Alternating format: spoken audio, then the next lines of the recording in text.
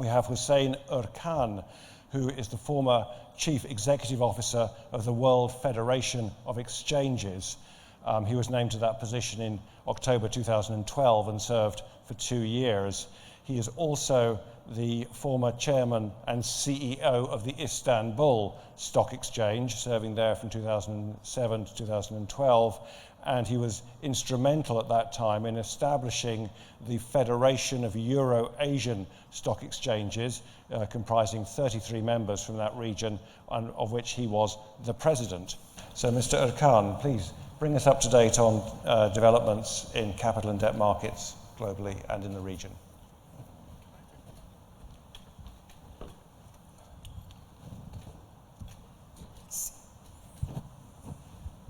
Good morning, everybody. I'd like to first thank Mr. Walid Alamuddin and the Amdeya Group for inviting me today.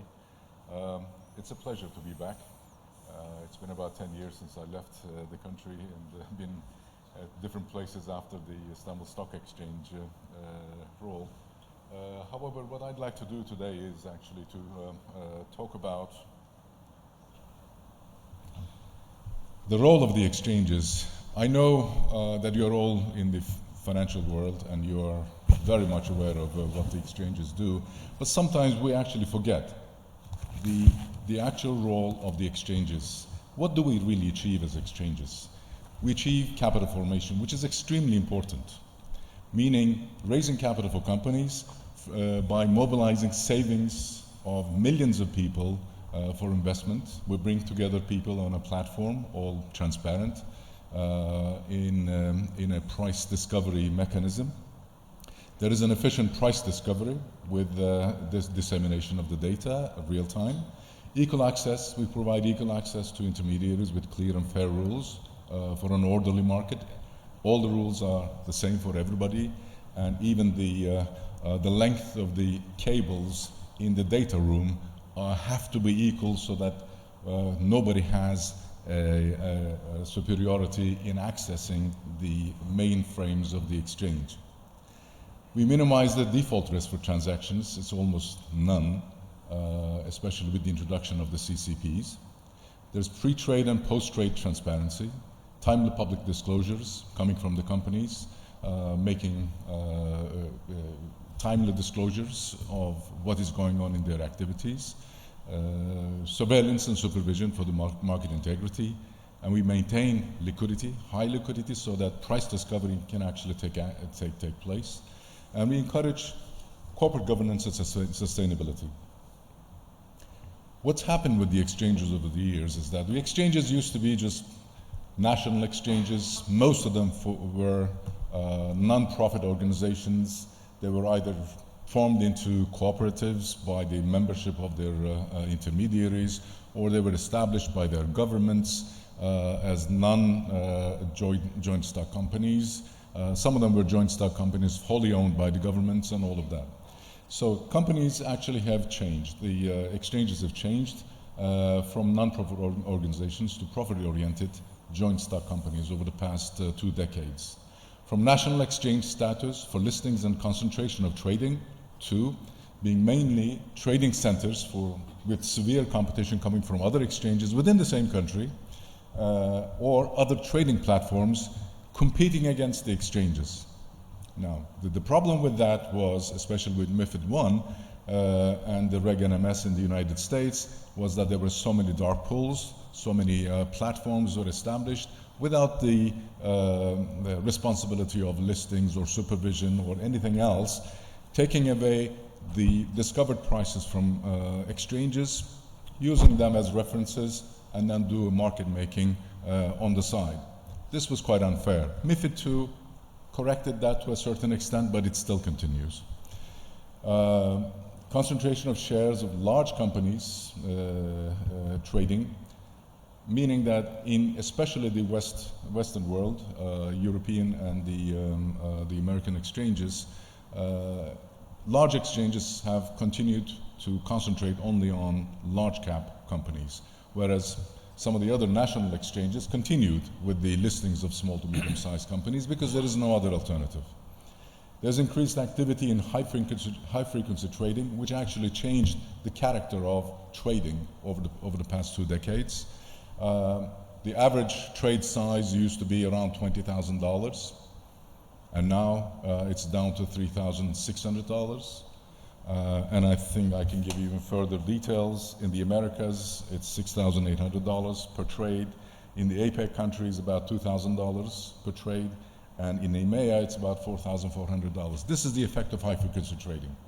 Dividing large orders into small bits and pieces and just flooding the exchanges, flooding the trading platforms with orders, small orders.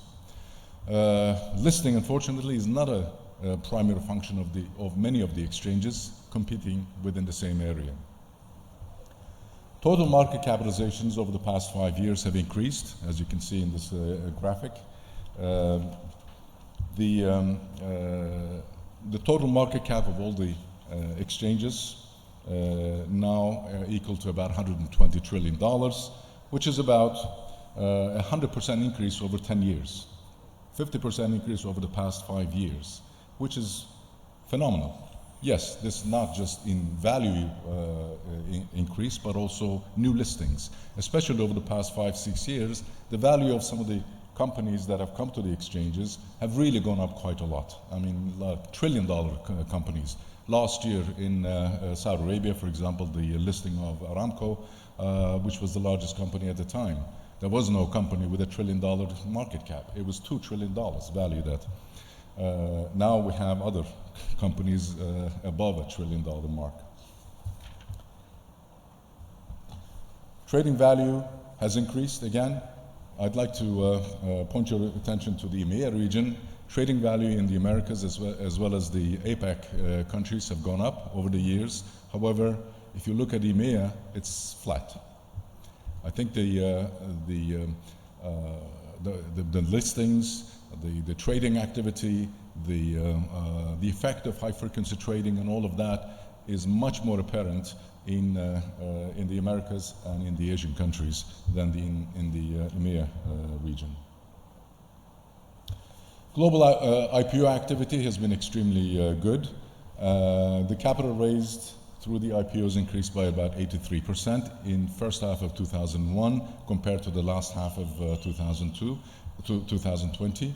However, there was an increase of 427% compared to the first half of 2020.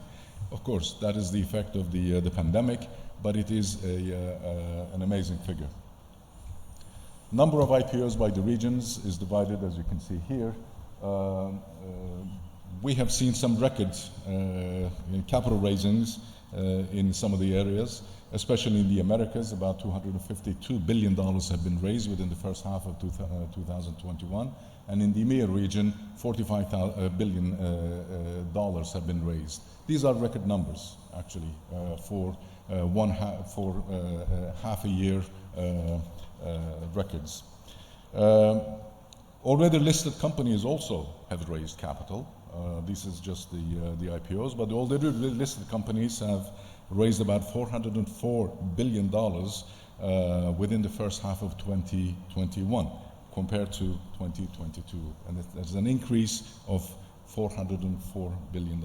So exchanges provide, rather than just IPOs, the first initial raising of capital, but exchanges also provide the ability for companies to raise further capital, as you know.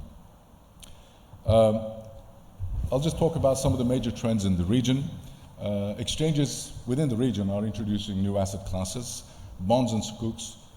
Bonds trade off exchange in most of the countries. However, some of the exchanges in the region are introducing bond and fixed income markets. Turkey has been extremely successful in having a very highly liquid bonds and bills market, and in the region the other exchanges are actually following suit. Sukuks are being listed and traded as well. SME listings in different market segmentations have been quite popular in some of the countries, starting again with Istanbul as one of the best examples of many years ago. Derivatives are coming in. Again, Istanbul led the way. We had derivatives market for many years right now. Derivatives and, of course, equities, any other financials, bonds, sukuks, and commodity derivatives are coming in. Index-based products are coming in as well. ETFs have been successful in some countries. In Turkey, we've had good examples, but in Saudi Arabia, ETFs have been quite successful. Currency futures and options are being introduced in various exchanges within the region. Sharia-compliant assets, which is the latest developments. Sharia-compliant index-based ETFs. I'll just give you one example in Saudi Arabia. I was involved in that project myself. We introduced a new series of sukuk indices at Tadawul with the cooperation with IHS Markit. About 10 or 12 indices, I believe, with different maturities, indices with different maturities and all of that, and a combined one, a compounded one. One of the banks, Al-Inma, introduced a $300 million ETF based on different maturities of sukuks issued within Saudi Arabia, and that was a successful issuance. The trading of sukuks was very little and mostly off exchange. With the introduction of the ETF, with the creations and redemptions and all of that, the liquidity started picking up at the newly introduced bonds and sukuk market in Tadawul.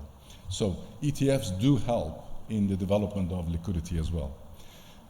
Utilization of blockchain technology and distributed ledger technologies in safekeeping, clearing and settlement are increasing in the region. Many of the exchanges within the Gulf are looking at the utilization of blockchain, especially in safekeeping. Exploring the trading of crypto and digital assets, which is, I mean, a no-brainer. It is developing quite well around the world. Improvements on ESG disclosures and ESG index creations. Again, it is a new thing within the region, and the exchanges are very active in introducing new criteria for ESG disclosures. Companies are eager to get more information and introduce some new disclosures based on the ESG standards set by the exchanges. SPACs, of course, is a new craze. It has a lot of flexibility, a lot of creativity involved in it, and it is quite well used in the United States and UK and some of the European exchanges. It is quite new within the area, and there is no regulation yet in most of the exchanges within the area. However, the regulators are looking at the issue. Last but not least, an example that I can say is the Saudi capital markets.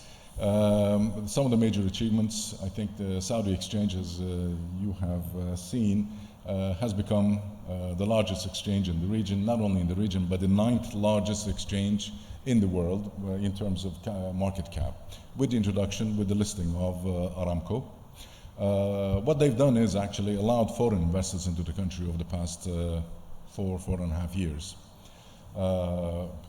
From zero to about 2,500 institutions coming in with the qualifications, I think are set about $500 million minimum assets under management, which started out to be $1.5 billion US dollars, but now it's down to about 500, and I think that they are slowly easing some of the criteria for qualified foreign investors. They own about 15% of the market already. And that has gone up very, very fast, phenomenally, which equals to about $82.5 billion. That, of course, has speeded up with the listing of Aramco. The Capital Market Authority of Saudis have delegated the SRO, Self-Regulatory Organization Authority, from CMA to Tadawul, especially in listings, and some supervision delegation as well. Settlement from T+0 to T+2 was introduced. It's going backwards, yes, but how do you bring in foreign capital if you do not introduce T+2? T+0 is extremely difficult for institutions coming from around the world. So they realized that at the time, and this was a major shift. Yes, it was a lot more efficient with T+0 because there was no default. It was 100% free of default. With T+2 involved, of course, some risks are being introduced, but CCP is now in action. That's been taken care of. The pre-validation and pre-funding were required before, and now it's lifted with the introduction of T+2. However, with the domestic retail investors, pre-validation and pre-funding is still being utilized by the intermediaries. It's not a request of the CMA or the exchange, but the intermediaries are still using that. They launched the derivatives market. They've been successful in the listing of sukuks and bonds and the trading of it. Tick size reduction has been realized, volatility reduction through that, and dynamic daily limits on equity market have been introduced recently. Successful introduction of the ETFs and the REIT listings, especially the REITs have been very, very successful in Saudi. Again, the Aramco listing, as I mentioned before, exploring the listing of GCC companies as foreign companies being listed on Tadawul first is being explored right now, and I think that the regulation is ready. It may be put out for public opinion soon. Cooperation with major index providers such as MSCI and the IHS market have brought in the attention of the world into the market, really. Yes, the exchange has its own indices as well, but cooperating with the international index providers have brought in a lot more credibility, a lot more recognition, and a lot more assets being followed through these indices that were developed. And lastly, the ESG disclosure standards are being developed by many of the exchanges. I think Dubai, Abu Dhabi have already introduced it. Tadawul is working on it, and I think they're in the final phase of the introduction of the criteria for ESG disclosures. I think I will stop there, and if there are any questions, I'll be very happy to answer. Thank you for your patience. Thanks very much. Well, that